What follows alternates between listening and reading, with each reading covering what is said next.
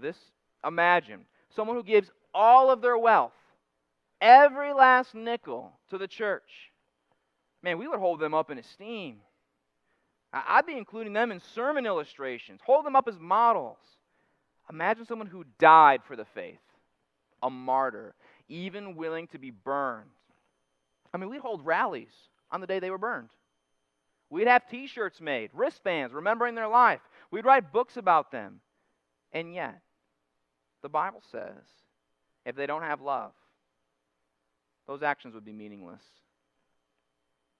It may be hard for us to imagine, how could someone give away everything they own and even die as a martyr?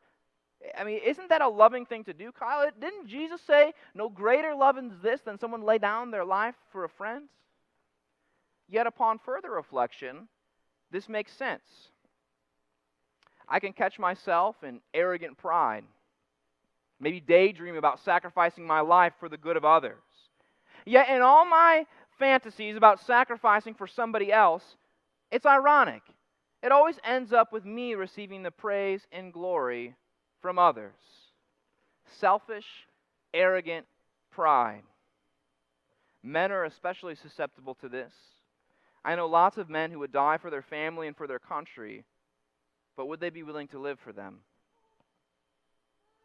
You who would die for your wife, would you stay faithful to her until the day you die?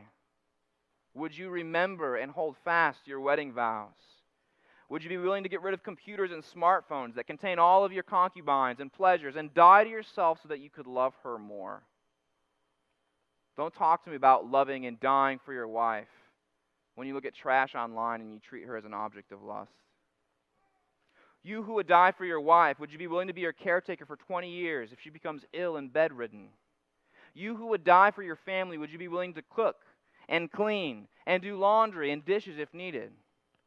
And if you're not, all this talk about martyrdom and dying for others, it's just a love for self. It's a love for glory and how others perceive you. Who wouldn't want to be thought of as a great martyr? But show me the man who wants to be a great servant, and I'll show you a man who understands Christian love.